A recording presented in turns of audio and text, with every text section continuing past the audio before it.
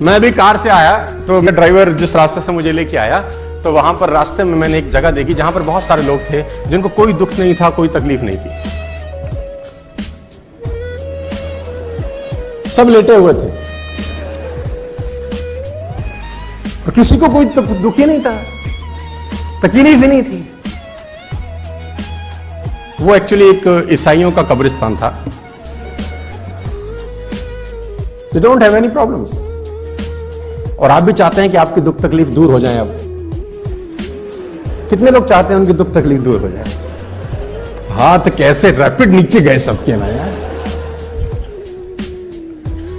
Problems are a sign of life my dear friends. Problems are the sign of life. जब तक हम जिंदा रहेंगे तब तक समस्या रहेगी। जिस दिन समस्या खत्म हो गई समझ लो जिंदगी खत्म हो गई। और जब आपकी जिंदगी में कोई समस्या ना हो ना तो घुटनों के बल बैठ जाना और ऊपर देख के बोलना, भरोसा खत्म हो गया क्या?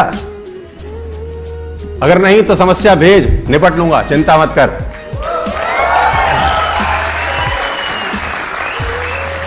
आपकी समस्या मैं खत्म कर दूं, कर सकता हूं, तरीका है। वो लेटा है, उसको मार, उसको कोई तकलीफ नहीं, उसके नाक में घुसंड मार, घूसा मार, दबा दे, तकलीफ होगी उसको।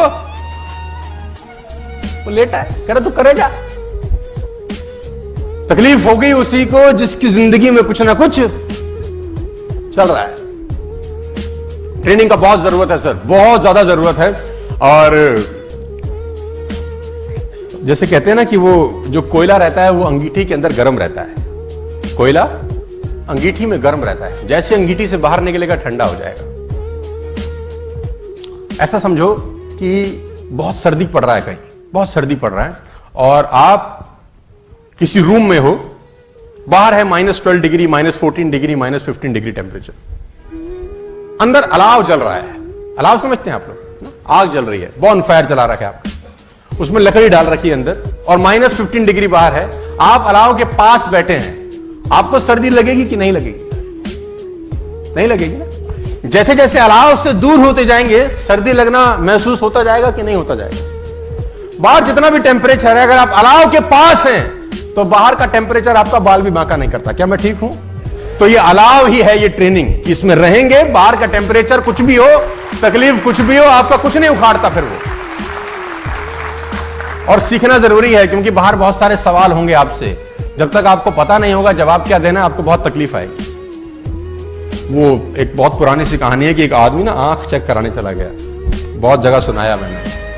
आंख चेक कराने गया तो वेटिंग थी, तो सोफे पे बैठ गया। जो ऑप्टोमेट्रिस्ट था वो किसी आदमी की आंख चेक कर रहा था। तो उनके पास एक चश्मा सा रहता है ना, जो खाली रहता है अंदर। तो उसने उस आदमी को चश्मा लगाया और उसमें एक शीशा डाला। अब दिख रहा है तुझे? तो बोला ना। तो उसने बोला शीशा निकाल के दूसरा डाला। बोला अब तुझको दिखता है? तो बोला नहीं, थोड़ा थोड़ा दिखना शुरू हो गया। अब ये बाहर बैठ के ऑब्जर्व कर रहा है उसको। फिर उसने तीसरा डाला। बोला अब, कह रहा अब थोड़ा सा साफ हुआ है। फिर उसने चौथा शीशा डाला। बोला हाँ अब मुझे बिल्कुल दिखाई दे। तो उसने पर्ची बनाई कि बाहर चश्मा बना दिया। अब ये गया, अब इसका नंबर था, ये तो देख रहा था बहुत देर से। अब उसको भी वो चश्मा लगाया जिसमें 2 छेद थे। पहला शीशा डाला, तो तुझे दिख रहा है? बोले नहीं। तो उसने वाला निकाल के दूसरा डाल दिया। बोला अब दिख रहा है? बोला अभी भी नहीं। उसने फिर तीसरा डाला। बोला अब? बोला अभी भी। चौथा नहीं, पांचवा नहीं, छठा नहीं, सातवां नहीं, आठवां, जितनी ट्रे थी सारे डाल डाली। अब कह रहे नहीं। तो जो चेक कर रहा था उसने बोला नहीं पढ़ा जा रहा? कह रहा नहीं। बोला पढ़े भी हो? तो बोला नहीं, इसलिए तो पढ़ा नहीं जा रहा। तो बोला यहां क्या करने आए हो? तो बोला हमको लगा चश्मा लगाने से दिखता है। उसको बोला चश्मा लगाने से दिखेगा तभी जब पढ़ाई अंदर पहले से होगी, अंदर से होगी तभी दिखाई देगा।